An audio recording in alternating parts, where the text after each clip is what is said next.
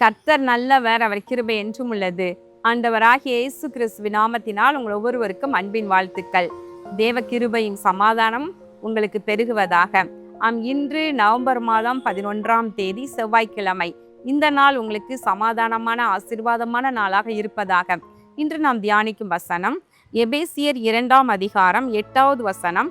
கிருபையினாலே விசுவாசத்தை கொண்டு ரட்சிக்கப்பட்டீர்கள், இது உங்களால் உண்டானதல்ல, இது தேவனுடைய ஈவு.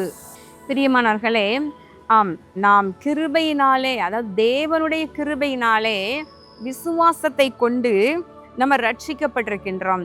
இது தேவனுடைய ஈவு, இது நம்மால் உண்டானது அல்ல.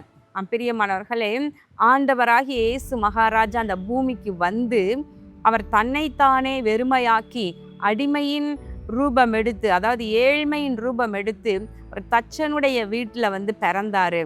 அவர் நம்மை ஐஸ்வர்யவான்களாக மாற்றி அவர் தரித்திரரானார் என்று பார்க்கின்றோம். பரலோக மகிமையை துறந்து இந்த பூமியில வந்து நோக்கம் தம் மனு குலத்தை எல்லாம் மீட்டு தம்மோடே கூட என்றென்றும் யுகா யுகமாக வாழ்ந்திருக்க நித்திய ஜீவனை கொடுப்பதற்காக வந்தார். அவர் தாமே தன்னுடைய இரத்தத்தை எல்லாம் சிந்தி ஜீவ பலியாக தன்னையே அர்ப்பணித்தார். பழைய ஏற்பாட்டு காலத்துல பார்க்கின்றோம், காளை, வெள்ளாட்டுக்கடா இவைகளினுடைய இரத்தத்தினாலே பாவ மன்னிப்பை உண்டாக்கும்படியாக மோசேயின் மூலமாக இஸ்ரவேல் ஜனங்களுக்கு தேவன் பல கற்பனைகள், பல கட்டளைகள் எல்லாம் கொடுத்திருந்தார். என்றாலும் கூட பாவம் அதனாலே பூரணமாய் நிவர்த்தி ஆக்கப்பட முடியவில்லை. எனவே ஒரு குற்றமற்ற இரத்தம், பழுதற்ற இரத்தம் சிந்தப்பட வேண்டியது அவசியமாக இருந்தபடியினாலே தன்னுடைய ஒரே பேரான குமாரனையே இந்த பூமிக்கு அனுப்பி வைத்தார். இதனாலே தேவன் நம்மேல் கொண்ட அன்பு இன்னதென்று விளங்குகின்றது அல்லவா? அந்த கிருபையினாலே நம்ம விசுவாசத்தை கொண்டு நம்ம மீட்கப்பட்டிருக்கிறோம், ரட்சிக்கப்பட்டிருக்கின்றோம்.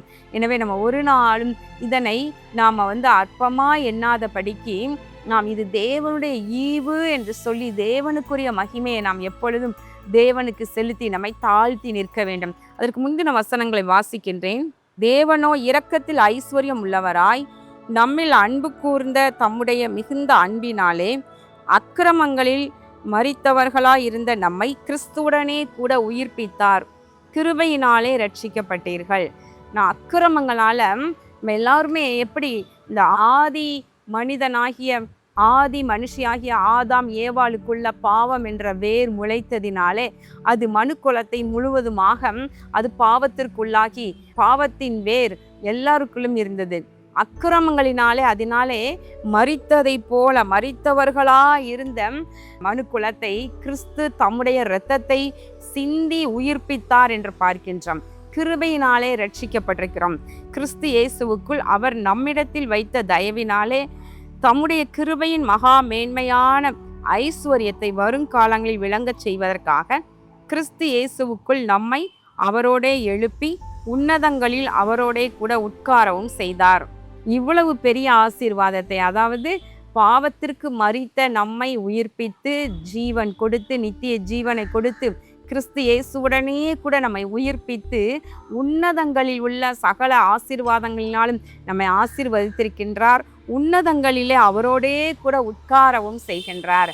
பிரியமானவர்களே, நீங்கள் ஒருவேளை இதை கேட்டுக்கொண்டிருக்கிற நீங்கள் இலவசமாய் அவருடைய கிருபையினாலே கிடைக்கிற அந்த மீட்பை இன்னும் நீங்கள் பெற்று அனுபவிக்காதவர்களாக இருப்பீர்கள். ஆனால் இன்றே நீங்கள் கேளுங்க ஆண்டவர்கிட்ட, இயேசு கிறிஸ்துவை விசுவாசி, அப்பொழுது நீயும் உன் வீட்டாருமோ வென்றால் ரட்சிக்கப்படுவீர்கள் என்று எழுதியிருக்கிறது அல்லவா?